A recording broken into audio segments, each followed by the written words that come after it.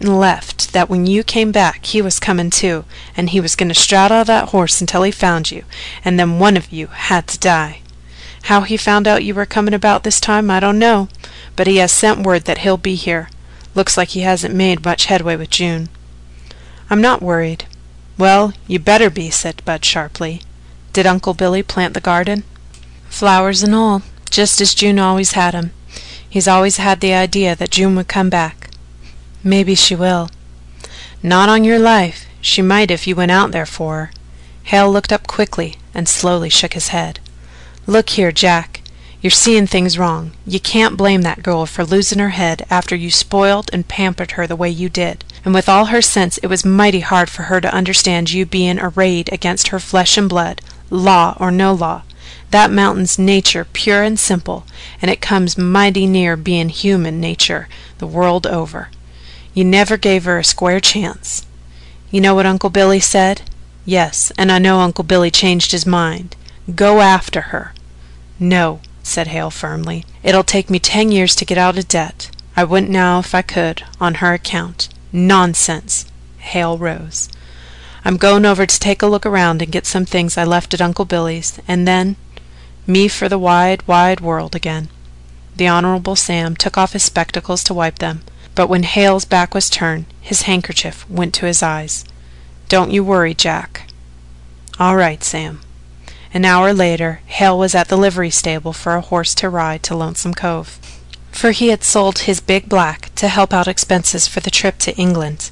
Old Dan Harris, the stableman, stood in the door and silently pointed to a gray horse in the barnyard. "You know that horse?" "Yes." "You know what he's here for?" "I've heard." "Well, I'm looking for Dave every day now." "Well, maybe I'd better ride Dave's horse now," said Hale jestingly. "I wish you would," said old Dan. "No," said Hale. "If he's coming, I'll leave the horse so that he can get to me as quickly as possible. You might send me word, Uncle Dan, ahead, so that he can't waylay me." "I'll do that very thing," said the old man seriously. "I was joking, Uncle Dan, but I ain't." The matter was out of Hale's head before he got through the great gap. How the memories thronged of June, June, June. "You didn't give her a chance." That was what Bud had said. Well, had he given her a chance? Why shouldn't he go to her and give her the chance now? He shook his shoulders at the thought and laughed with some bitterness.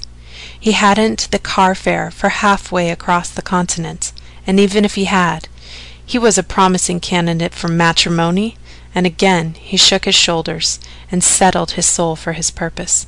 He would get his things together and leave those hills forever. How lonely had been his trip!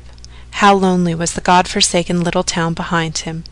How lonely the road and hills and the little white clouds in the zenith straight above him!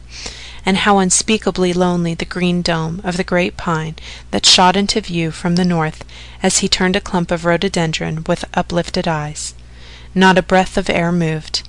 The green expanse about him swept upward like a wave, but unflecked, motionless, except for the big pine which, that far away, looked like a bit of green spray sprouting on its very crest. "Old man," he muttered, you know," and as to a brother he climbed toward it. "No wonder they called you Lonesome," he said as he went upward into the bright stillness.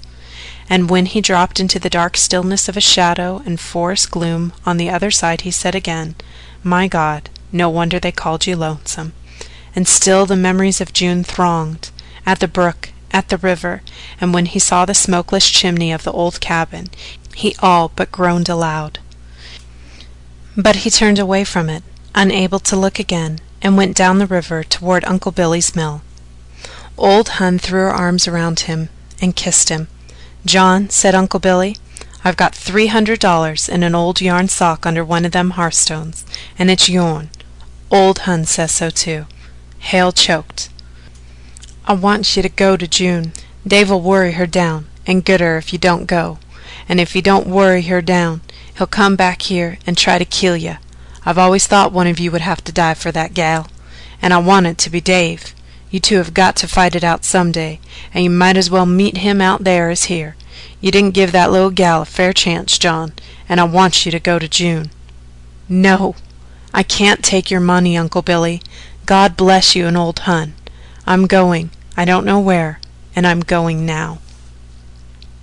End chapter 32.